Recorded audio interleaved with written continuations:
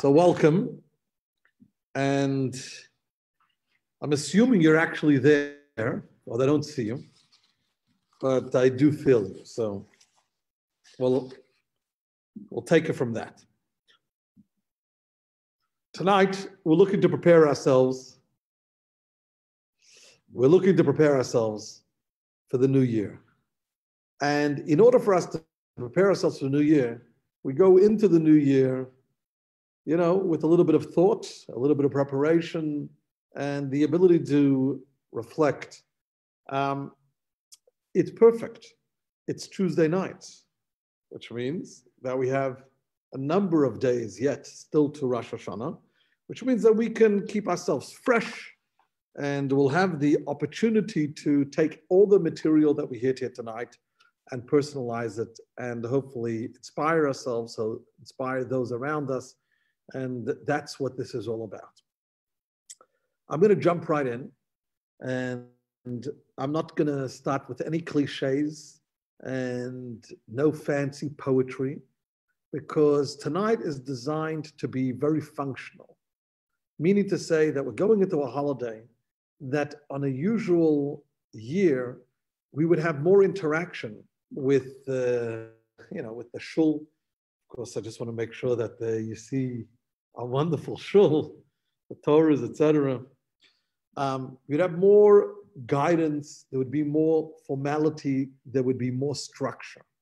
And when you take out structure, you usually find one of two things.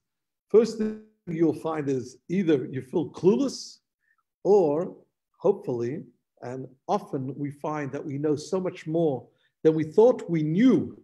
So actually, it may be a gift, it may be a blessing in that we're empowered this holiday to take it and to run with it.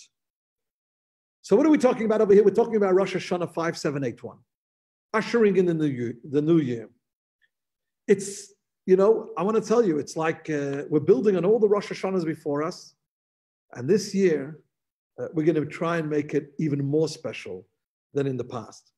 I wanted to start off by saying that I think that people should think of Rosh Hashanah and the Rosh Hashanah meal and the Rosh Hashanah days. They should think of it very much the way they think of running their Seder. When you go into your Passover Seder, there's a lot of thought process that goes in before.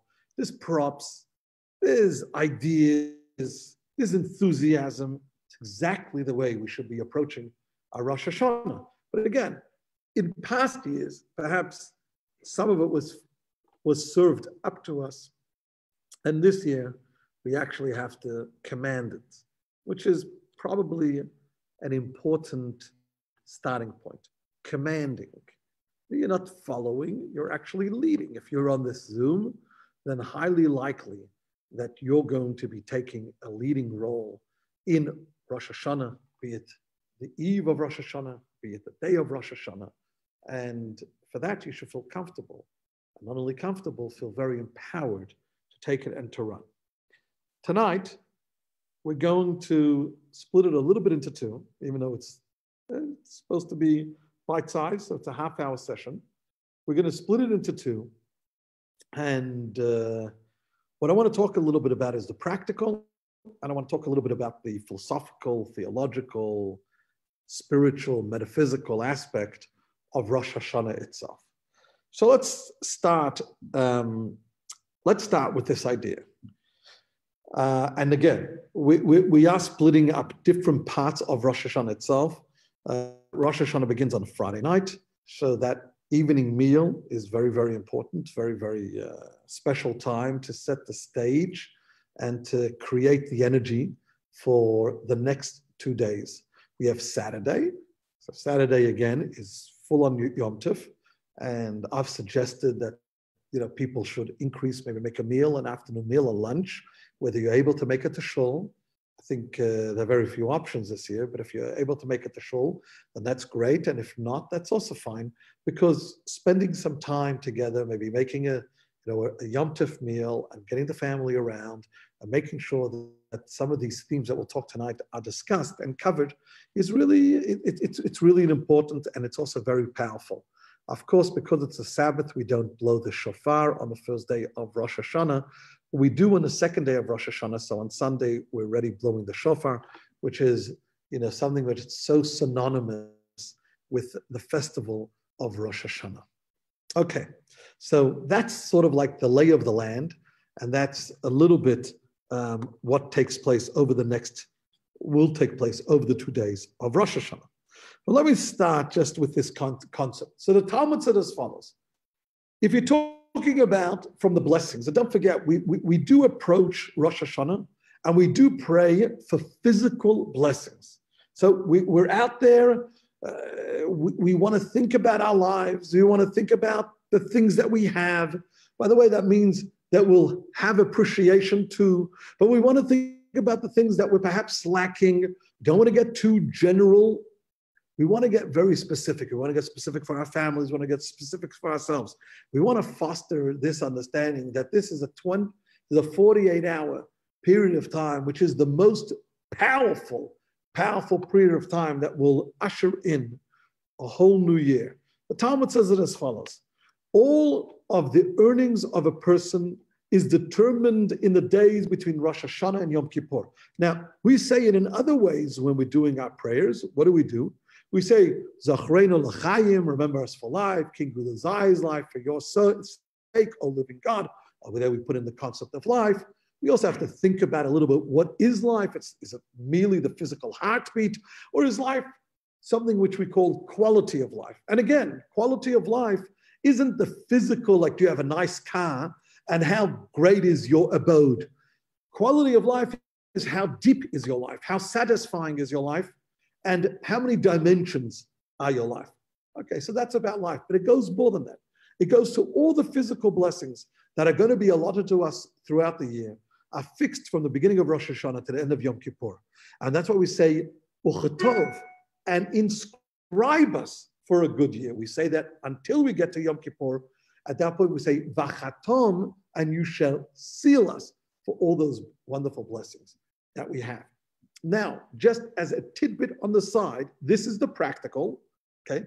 The practical is that actually on the first night of Rosh Hashanah, it is a custom, and I am asking you when I'm throwing it out there, you're going to be sitting around, or you may be saying words that you haven't said before, and you may be espousing concepts that you haven't said before. By the way, a very interesting idea would be that if you're coming to the Yom Tov meal, coming to the holiday, come dressed appropriately. Sometimes today we dress down. But the real truth is, one of the mitzvahs when it comes to the holidays, it comes to Shabbos, it comes to holidays, it's not to dress down, it's to dress your finest. Because that is really the honor of the day itself. And if you're coming to the meal with children or with friends or someone that you may have been quarantined with, that too, prepare yourself. Come appropriately. It adds to the sanctity and it raises the game of what you're trying to do. So we say, on the first night of Rosh Hashanah, we say, Ketiva v'katima tova, you should be inscribed in and sealed for a good year. Or we say it in different tenses. I don't know if you have your machzor at home, whether you have your prayer books at home, but it definitely is a beautiful, beautiful thing where everyone wishes each other and say, that Lashana Tova, have a good year, Tikatev, you should be inscribed, Techatem, and you should be sealed. So this is actually a traditional sort of wish that we give one another. So imagine you're coming to shul, it would be a very easy thing, but it's not so easy perhaps when you're at home. If you'll be sitting there and you turn around and say, I want to begin. I want to kick it off by wishing everyone, Lashana Tova, Tikatev, Techatem, and you can find that, by the way, if you're one of the exact words, you can send me an email, I'll be happy to give it to you. But the idea is that we wish each other well. Of course, this year, Friday night is also Shabbat. And even if it's not Shabbat, and it's a holiday, we start off the meal with lighting the Shabbat or the Yom Tov candles. Very, very, very beautiful. The whole idea is to bring light into the home. You bring light into the home. It's not just the physical light. Today we have electricity, but it really brings serenity into the home. And of course, it's quite a romantic thing today. We consider candlelight, but it sets a tone. Again, we're ushering in the holiday. There's so many things that happen concurrent to the things that we're trying to do that it raises the game when whether if you have a silver candelabra, just like to polish it before, this is all in the lead up, and this is all with the love of the holiday that we're about to take on. So that's the aside on that. Back to this idea. So we know that it's a very important day because so much of what's going to happen in the year ahead, and in fact, everything that's going to happen in the year ahead is already inscribed and it's already ordained, so to speak, in these days. So we have to take it seriously. But also very important to remember, we don't take it in a somber manner. In fact, although we call it one of the names of Rosh Hashanah, and by the way, you should be taking notes, one of the names of Rosh Hashanah, in addition to Rosh Hashanah, is Yom Hadin, Day of Judgment.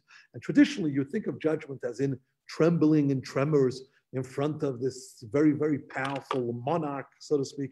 But we don't actually have in our prayers any confession. We don't have it on Rosh Hashanah, on Yom Kippur we do have. We don't have any confession, and it's supposed to be a very, very joyous day. For that reason, on Rosh Hashanah itself, we know that we partake of eating and drinking. We're not trying to be angelic. We're not angelic. We're human beings. Human beings enjoy to eat and to drink. And so we don't want to get frivolous, and we don't want to only make it about food and drink, but we certainly want to make sure that we have everything on a physical level, so to speak, in place in order to rejoice accordingly and appropriately. So I want to say another thing over here. Very, very important themes and very, very powerful themes. What happened in Rosh Hashanah? So Rosh Hashanah, actually, it's the creation of humankind. Yes, we often refer to it as the creation of the world, but it's not really the creation of the world. It's the sixth day of creation. So why do we celebrate the beginning of time with the sixth day of creation? Should we not celebrate it at the beginning of time? Very simple, because time was all a preparation.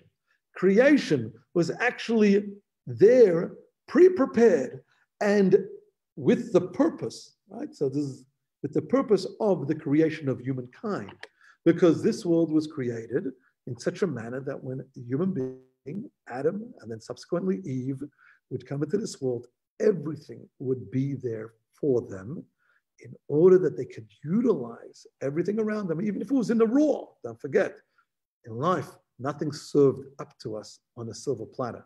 What served us up to us is the opportunity, is the potential. Then it's up to each and every one of us to take it and to run. So Adam and Eve, they're here in a perfect world, utopia.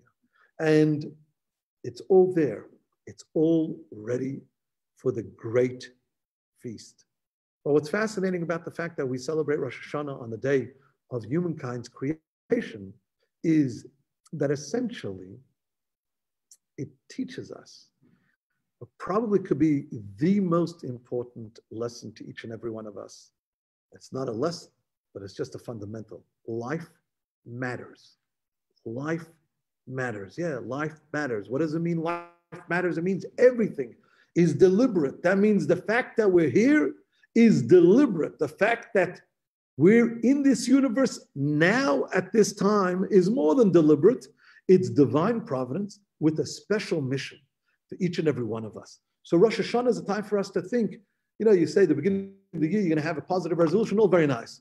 But I don't want you to get that mixed up with like sort of the positive resolutions that we do on January 1st. And you're going to be sitting there on your Rosh Hashanah meal and say, oh, I'm going to lose weight. Shkayach. Leave that for January 1st, those kinds of resolutions. Resolution over here is not a resolution that I'm going to make a resolution. It's a resolve. Resolve is something which is powerful. It's an internal thought process to say, yeah, I'm here for a reason, and I have something to achieve. And I will achieve it, and I will embark upon it. And I know that this year is going to be a phenomenal year. By the way, this message is even more important in today's day and age, because let's face it, today's day and age, in today's time, we're a little challenged in certain things which are going on. We don't have the same, we do not have entirely the same control of certain things around us. Some things that we are used to, we no longer sort of have the same access to, and that's fine. But still, it doesn't minimize who we are, what we are, and what we're here to achieve. And it's a very, very important thing. It's very, very powerful. It doesn't minimize it in an iota, all right?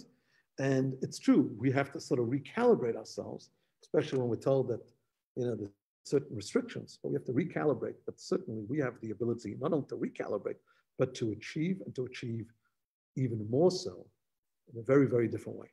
Very, very important concept when it comes to Rosh Hashanah. Of course, I think that when we think about purpose of life, it gives us a sense of meaning. When it gives us a sense of meaning, it also lifts our spirits. In a time like today, we need to lift our spirits, and we need to not allow our spirits to fall, shall we say, because we have so much to do. And if we're wasting time, trying to prop up our spirits because certain things are happening on the side and we don't have our eye on the ball, that's squandering an opportunity. So that is a very, very important theme.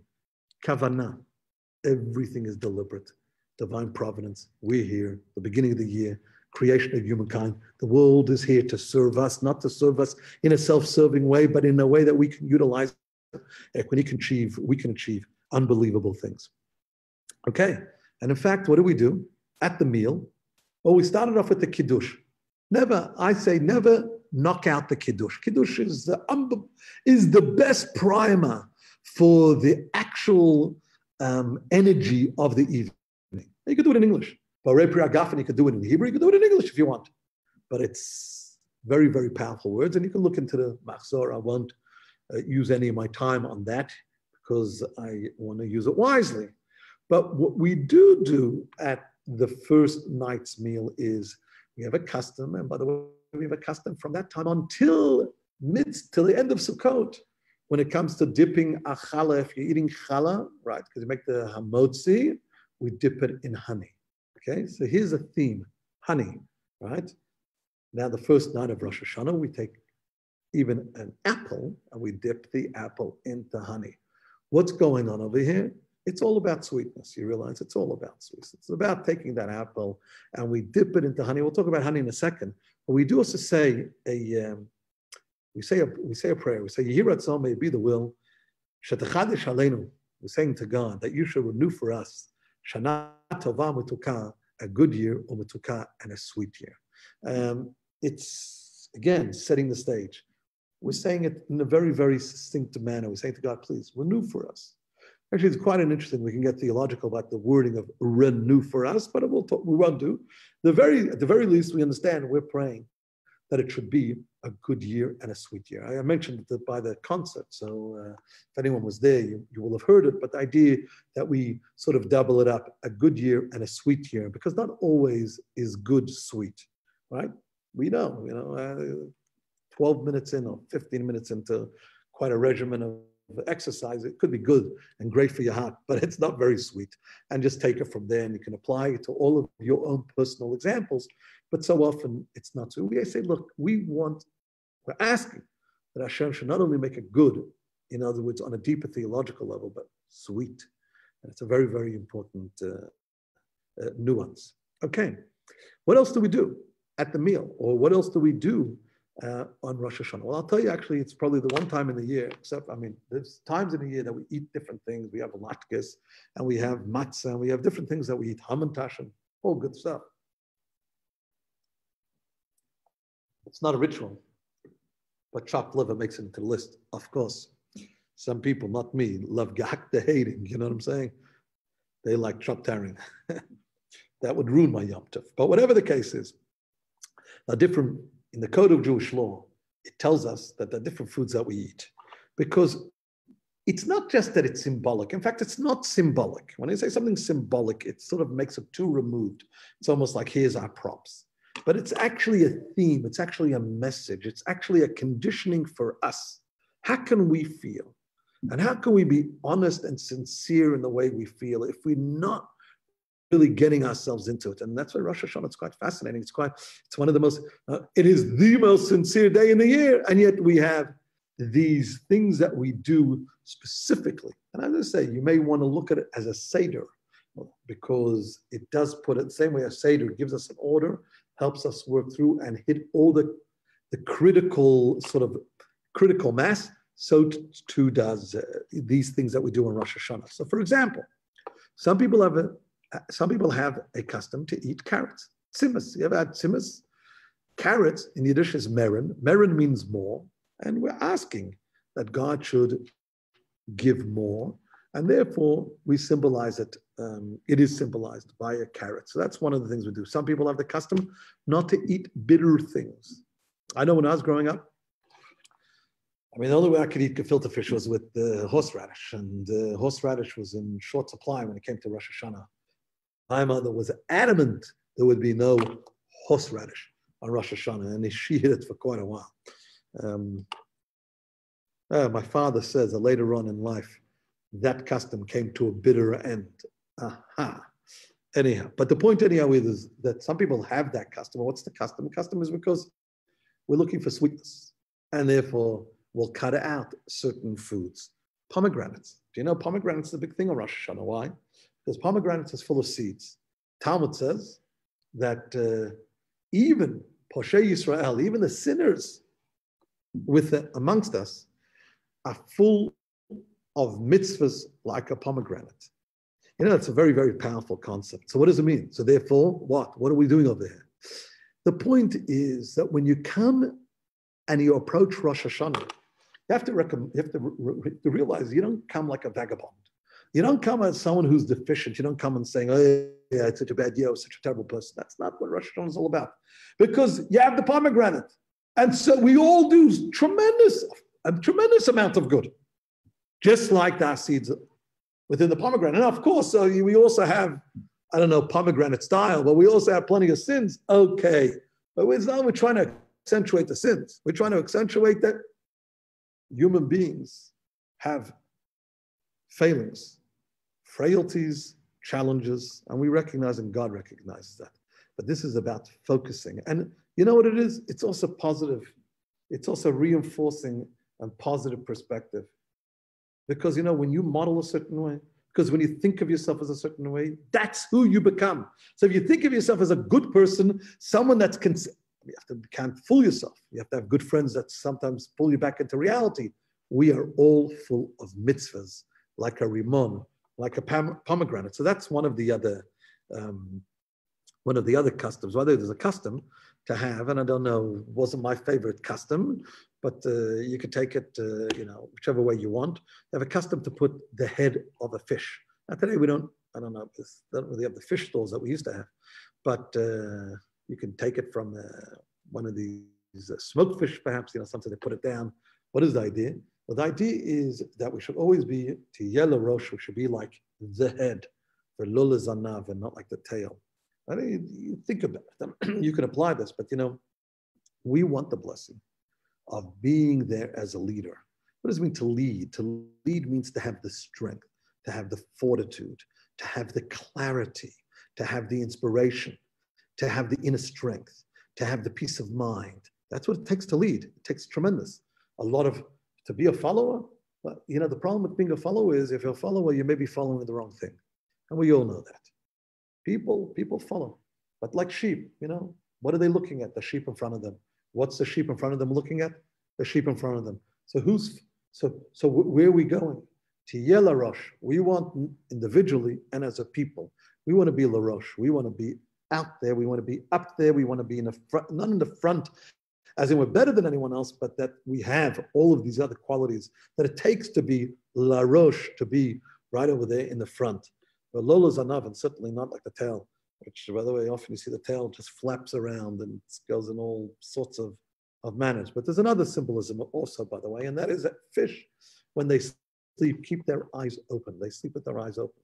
This is a perfect metaphor for us when we are thinking about a relationship with Hashem. We say, Hine lo yanum velo yishan shomer Yisrael. God neither sleeps nor does he slumber. He is occupied with safeguarding Yisrael. But the point that God doesn't sleep, the point that God has his eyes open, the point that we know, even at times that we're feeling so insecure and we're feeling so challenged, God is there next to us. So it's actually quite a powerful point. And I want to pivot now.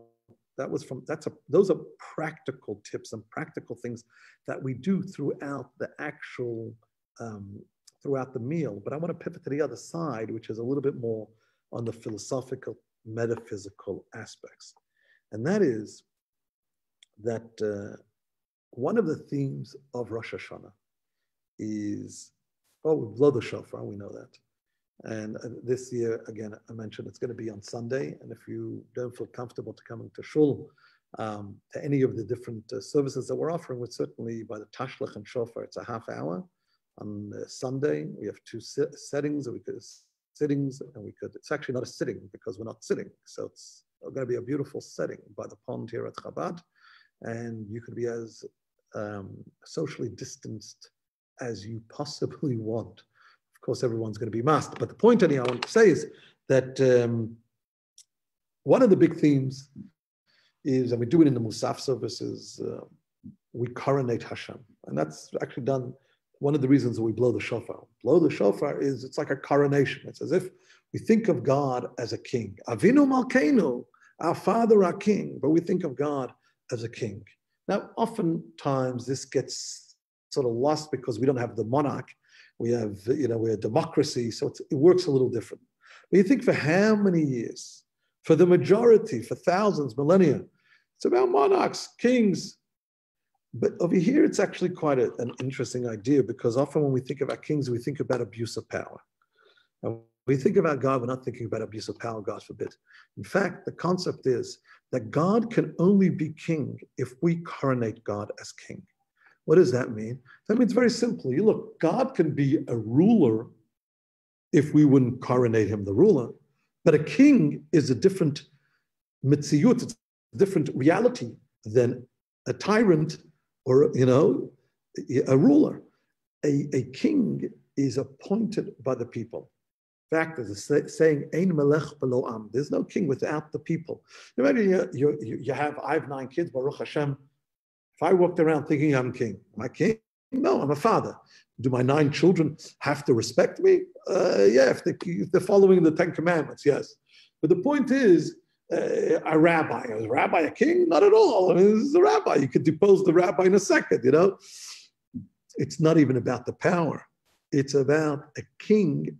It rules over the people by the will of the people. What makes the king a king, not a ruler, is by the people accepting the king as king, which is a tremendous, tremendous, powerful idea, because you sometimes think about a king as being the all-powerful, especially when you're talking about God. God is the all-powerful, no question about it. And yet over here, we have a pivotal role in making sure that God is the king. And how do we make sure God is a king? By coronating God as a king. Now let's use more layman's term for today's day and age. You understand, by us fostering our relationship with God, by us actually focusing and internalizing that this day is so important, because so many of our blessings the year through are actually going to come from Hashem as he's going to ordain it on these days from Rosh Hashanah through Yom Kippur. With that, we're actually coronating God by enhancing our relationship with Hashem, by focusing on our relationship with Hashem, by ascribing relevance, the greatest relevance and the only relevance to Hashem.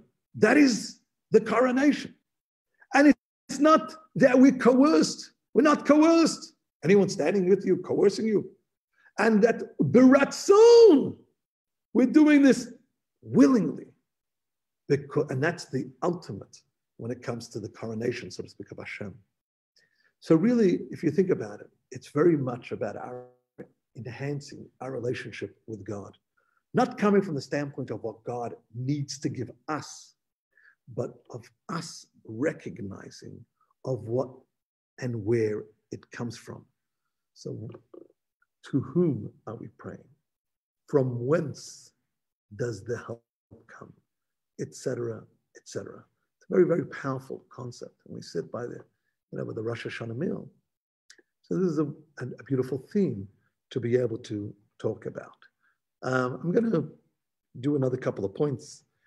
We have a couple of minutes. Started a couple of minutes late. I want to say that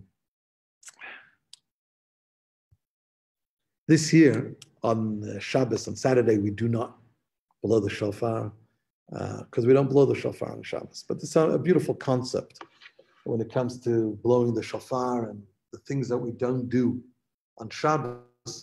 And the basic concept is, it's not that we can't blow the shofar on Shabbos, even though that is true.